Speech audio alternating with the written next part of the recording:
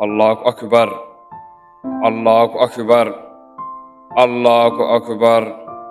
Le 3 novembre 2001, bés nga fóoti fo fendiri subaka mo yamre haljere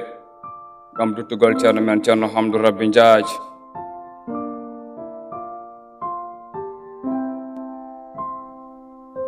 Bindi ngaynani dokema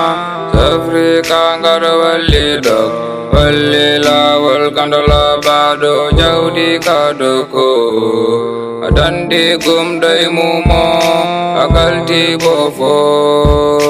mikulunda lawol wontalo fo seydi njaajo annoron jalbane darol kal dago yodi jego jibinde wona o moni fof ni yiɗi wona miɗi fof roke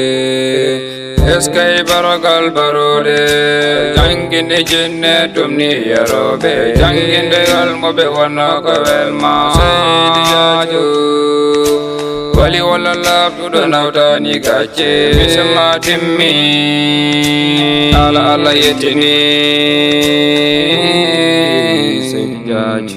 leydi na ñamata dawa modde golle mum wona jono Hamdou Rabby min jani hono mum berto juuɗe ñaago ya barke wete betungu leydi na ñamata dawa modde golle mum wona jono Hamdou Rabby min jani hono mum berto juuɗe ñaago ya barke wete betungu sa yi aɗa yeeya to gambo mon jaton ma walla aɗa yeeya Mauritanie ma aɗa yeeya to so tawi a yii ɗum dagaki e ko jannguɗa ko sal so tawi neɗɗo ari a fonti ɗum jawdi ñandi abbo janda halsini ɗum woni hulde Allah ɗum woni ɗiggude tinen fof e hulde Allah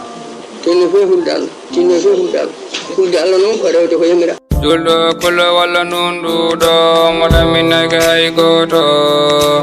an wiyanno hay sada suusiyade wotoya goto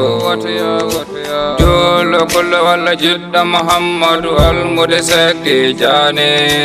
andum ne kewi bamdani kono yiide hono o weɓani ka ganda dewɗo sunna mo aduna funtani labɗo reedu newiɗo labɗuɗo konngol hooti a yarni a ñammini hefre batumni labɗo reedu moƴo jikku ñawogo ngo mona jingo yimdem ko fodde duwawma ɓuri yarde kodde yo Allah yurmo yafoma amin ane mayɓe julɓe fo eskay aduna ko ni tan kalma meɗi wurde Mohamed Mayde yo Allah yurmo yaw ceerno baba galle bonkay mayɓe julɓe fo Halko Wilma Record and